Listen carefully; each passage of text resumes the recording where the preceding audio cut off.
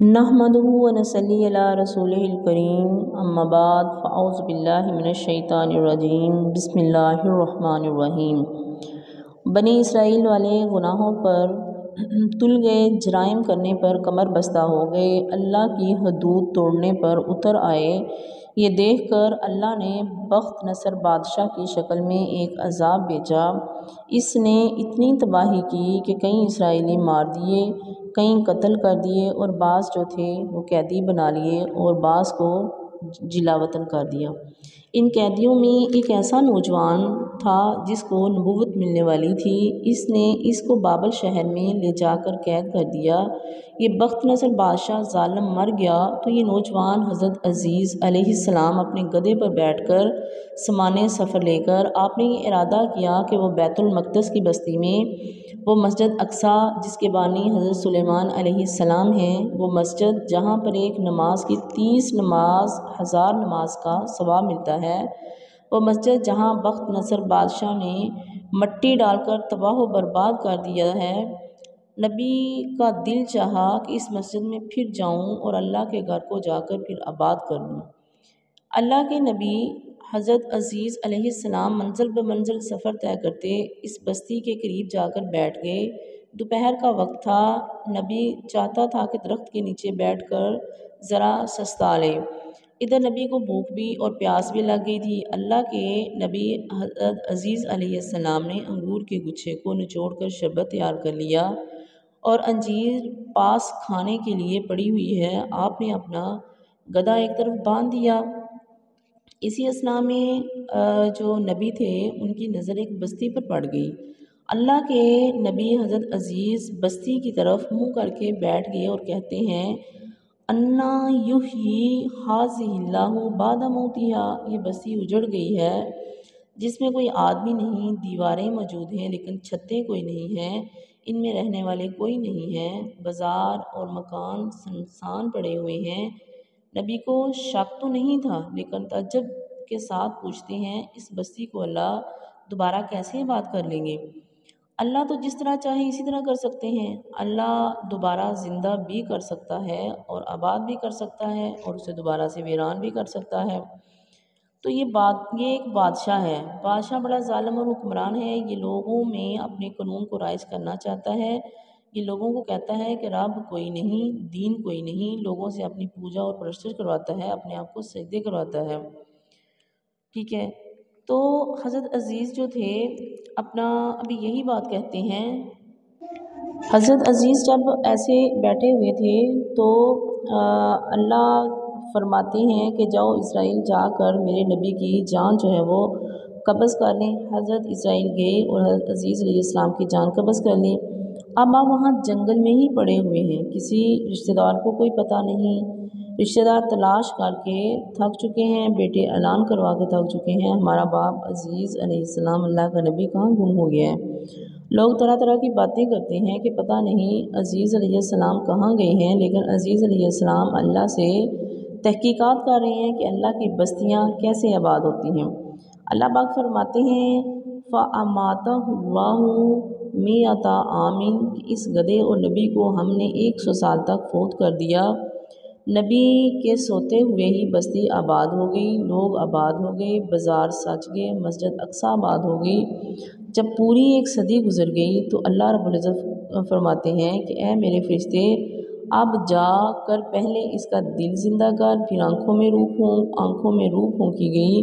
अब नबी अपनी आँखों से देख रहा है कि जान दाखिल होना शुरू हो गई है और नबी ज़िंदा हो गया। अब अल्लाह के नबी उठकर बैठ जाते हैं।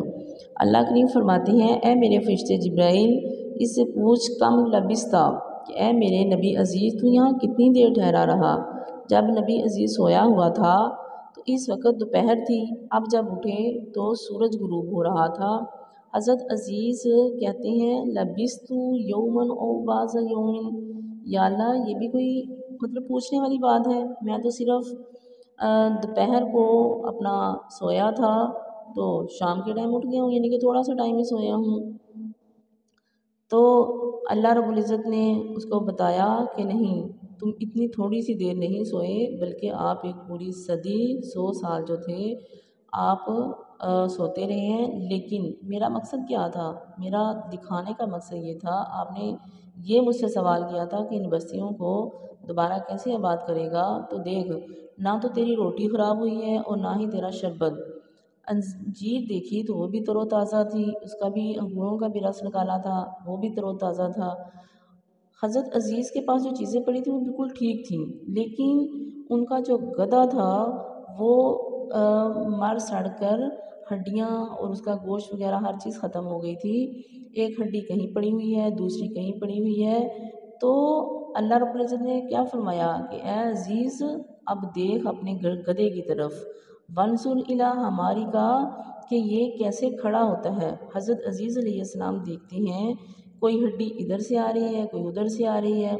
وَلِنَجْعَلَكَ آیَاتً لِلنَّاسِ، کہ میرے نبی آپ نے گھبرانا نہیں ہے، میں تجھے لوگوں کے لیے نشانی بنانا ہے تاکہ لوگوں کے ذہن بن جائیں، دھوکہ کرنے والے، داؤ لگانے والے، ظلم و زیادتیاں کرنے والے، گناہ کرنے والے یہ سوچیں کہ آج مر جانا ہے تو مٹی نہیں ہو جانا، بلکہ اللہ نے دوبارہ کھڑا کر کے حساب لینا ہی ہے۔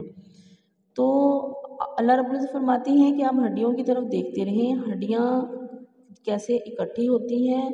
ثم نکسوها لحما، جب ہڈیاں اکٹھی ہو گئیں اور دیکھتے ہیں کہ ان پہ گوشت کیسے چڑھ گیا، گدھا بن گیا، ٹھیک ہے جی، اور گدھے نے ہینگ لگائی اور منہ آسمان کی طرف کر لیا۔ اب گدھا بھی پریشان ہو گیا کہ کہیں قیامت تو قائم نہیں ہوگی۔ جب عزیز علیہ السلام نے اپنی آنکھوں سے دیکھ لیا کہ مردہ زندہ ہو گیا ہے، بستی بھی آباد ہو گئی ہے، تو کہتے ہیں یا اللہ اب مجھے یقین ہو گیا کہ تو ہر چیز پہ، ان اللہ علی کل شیء قدیر، کہ تو ہر چیز پہ ہی قادر ہے۔ تو اب آپ گدھے پر بیٹھ کر بستی کی طرف چلے گئے، پریشان ہو گئے کہ یہ یا اللہ یہ کیا بنا ہوا ہے۔ آپ نے ایک بڑی سی عورت کو کہتے ہیں بی بی کیا یہ گھر عزیز نبی کا ہے؟ تو وہ عورت کہتی ہے کہ 100 سال بعد عزیز کا نام سنا ہے، عزیز کہاں، وہ تو گم ہو گیا ہے، اس کے بیٹے تلاش کر کر کے تھک چکے ہیں۔ مائی کہتی ہے میں آنکھوں سے نبینہ ہو گئی ہوں، پیروں سے اپاہج ہو گئی ہوں، میں اس وقت 20 سال کی تھی جب عزیز نبی گم ہوا تھا، آج میری عمر 120 سال ہو گئی ہے۔ اللہ کے نبی کہتے ہیں میں ہی عزیز ہوں، تو یہ بی بی کہتی ہے آپ تو جھوٹ بولتی ہیں، عزیز علیہ السلام کا تو اب نام بھی سنائی نہیں دیتا۔ آپ فرماتے ہیں بی بی میں وہی عزیز ہوں۔ یہ بی بی بڑی عقل مند تھی، کہتی ہے کہ عزیز جو تھے وہ مستجاب الدعوات تھے، عزیز علیہ السلام جو بھی دعا کرتے تھے وہ قبول ہوتی تھی، اگر تو عزیز ہے تو پھر دعا کر کہ میری آنکھیں صحیح ہو جائیں تو تیری کرامت کا بھی پتہ چل جاتا ہے۔ حضرت عزیز علیہ السلام نے اللہ سے دعا کی تو اللہ کے حکم سے اس کی آنکھیں بھی صحیح ہو گئیں اور ٹانگیں بھی درست ہو گئیں۔ اب نبی علیہ السلام 40 سال کے ہیں اور یہ مائی 120 سال کی، اور مائی نے نبی علیہ السلام کا بازو پکڑا اور جہاں اسرائیل کا مجمع لگا ہوا تھا وہاں لے جا کر کہتی ہے اے لوگو یہ عزیز علیہ السلام ہے۔